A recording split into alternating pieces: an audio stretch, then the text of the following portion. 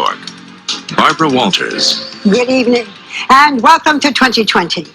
Well, as if families didn't have enough to worry about, especially when it comes to their kids, there is a new, potentially deadly drug being taken by people looking for an instant high.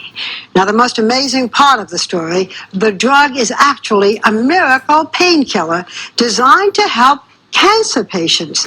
And you can't imagine who is supplying these pills. 2020 teamed up with U.S. News and World Report to bring you this investigation. Lynn Sure has a warning every family should see. Quick, take a guess. What's going on here? An unemployment center? Maybe handing out welfare checks? Guess again. Carloads of people, man. Yeah, this is crazy. This is a doctor's office, and you are watching surveillance video of what police say was one of the largest narcotics operations in the Midwest. It was owned and operated by this man, orthopedic surgeon Dr. John Lilly. But he wasn't setting many bones. After his arrest last March, police found an X-ray machine that didn't work and beer cans on the waiting room floor. Rick Brown is the assistant prosecutor in Portsmouth, Ohio. It was deplorable in terms of being messy. You could tell he was not examining patients in such an examination room. John Lilly didn't look much like a doctor either. In a 32-page indictment, he is charged with running a pill mill that fed a soaring demand for the illicit use of prescription drugs. Over a 6-month period, authorities say Dr. Lilly wrote more than 4,000 bogus prescriptions, mostly for pain medications. I couldn't believe that any kind of doctor, any doctor would give this boy this kind of medicine. Daddy and his girl. Joy Dingus's nephew, Roger Hayward, said he was one of Dr. Lilly's patients. In August of 1999, he died of a drug overdose.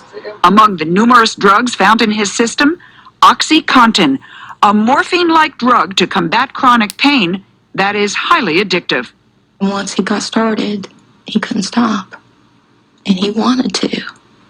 He tried. Called Oxy, or OC on the street, OxyContin is rapidly becoming known as the poor man's heroin. It is designed to be time-released, but abusers routinely crush the pills to access all the drug's potency in a rush. I would crush it and then snort it. Adam, he doesn't want his last name used, did not get a prescription from Dr. Lilly, but he was an OxyContin abuser. Today, he helps recovering addicts in a Portsmouth rehab center. But he used to dissolve the OxyContin tablets so he could inject the drug directly into his veins. Describe the feeling. There's an immediate warm feeling of well-being, almost, I don't want to say godliness, but a feeling that there's nothing I can't handle. Did you have any indication that the people to whom you were prescribing OxyContin were abusing it that way? No. None? None. Last month, in his only jailhouse interview, Dr. Lilly told us he had done nothing wrong. Why were all these people in such pain? Why did they need painkillers? They had back pain, they had shoulder dislocations, they had knee instability, they had old fractures, arthritis. Almost all the patients that present to an orthopedic surgeon are in pain. Dr. Lilly called it compassionate care, but experts see it as a crisis. Drug abuse that is reaching epidemic proportions in small towns across America, like Portsmouth, nestled on the banks of the Ohio River. I'm furious about it. I'm furious about what it's doing to my community. Captain Charles Horner of the Portsmouth Police led the drug task force that investigated Dr. Lilly. In 10 years here, he says he's seen only one instance of local heroin abuse, compared to more than 2,000 cases of OxyContin abuse in the last 2 years alone. I see this as the single most dangerous drug for law enforcement on the street. Why? Because one pill delivers a potent high in such a tiny package. And there's big money in it for dealers. A single 160 milligram pill of OxyContin goes for as much as $140 on the street. If you or I, if we're not tolerant to that, you or I take that, we very well could die. Just from the one pill. On paper, Dr. Lilly seems an unlikely pill pusher. A graduate of Princeton and the University of Cincinnati Medical School, he came to Portsmouth in 1992, ultimately opening his own practice. The first suspicions were raised by local pharmacists, who noticed an unusual increase in prescriptions for painkillers, prescriptions from customers who seemed perfectly healthy. Were they run-of-the-mill ordinary prescriptions? They're very common, acceptable prescriptions, yes. In the amount and in the frequency with which you were prescribing them? That's correct.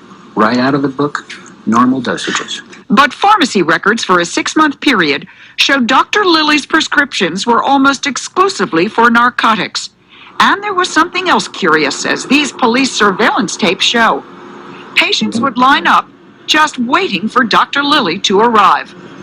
Man, they come like flies. 1, 2, That's Dr. 3, Lilly in the 9, center. 10, 11, 12. Standing room. As the activity increased, local merchants say they became worried.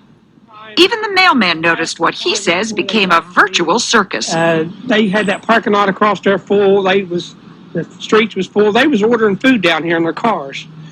Jeff Pennington owned the shop next door. And the line went where? Show me. It went all the way back to the alley. There were lines, but not around the block. Why would there be lines at a doctor's office? Only when the doctor was not there, only before the office opened. What's the most number of people you ever saw in line?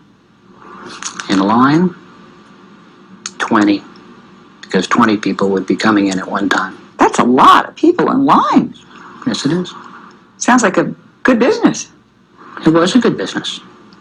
It was booming. Police records show patients came from as far away as Texas, even though Dr. Lilly never advertised and didn't even have an office phone. And officers found almost $500,000 in cash hidden in his basement. I think it's an old story. I think it's greed. It's pure and simple. We go on to find Prosecutor Brown showed us Dr. Lilly's records, indicating only cursory examinations. This patient complained of pain and came right out with a prescription for OxyContin. In fact, he was an undercover officer wearing a wire. Listen as the agent negotiates the buy.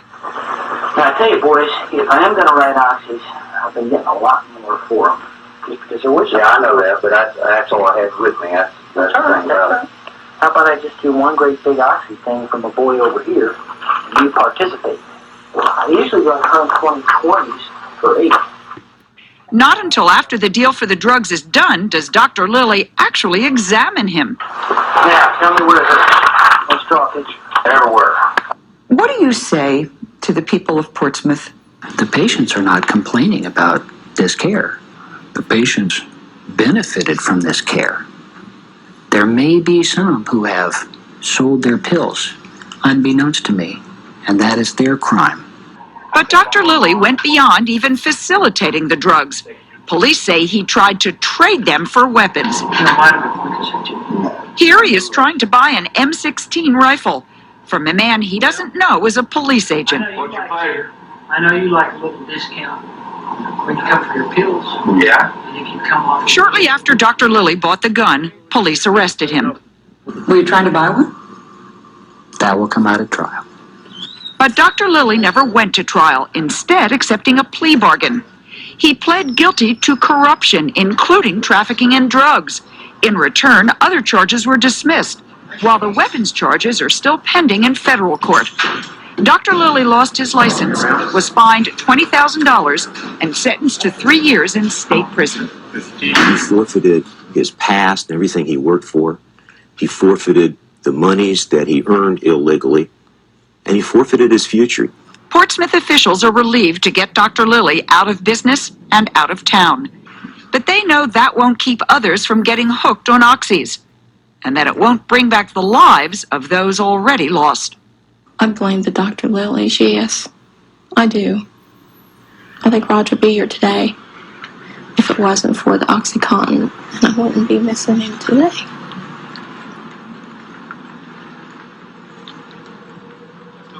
Oh, Lynn, that's one young man, but how widespread is this? Barbara, we first heard about it in the state of Maine.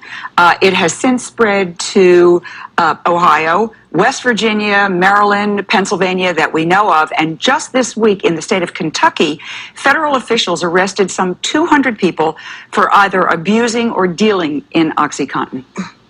Do they know how many deaths have occurred? Well, you know, we've been working on the story for several weeks, and we only found this one very sad story about the young man in Ohio. Officials are saying that several dozen people in Kentucky have died. You need to understand, people build up a tolerance. Abusers of OxyContin want more and more and more, and it can be lethal. And it's so new that we don't know yet how to combat it. True. It's insidious. Thank you, Lynn. Well, when we come back,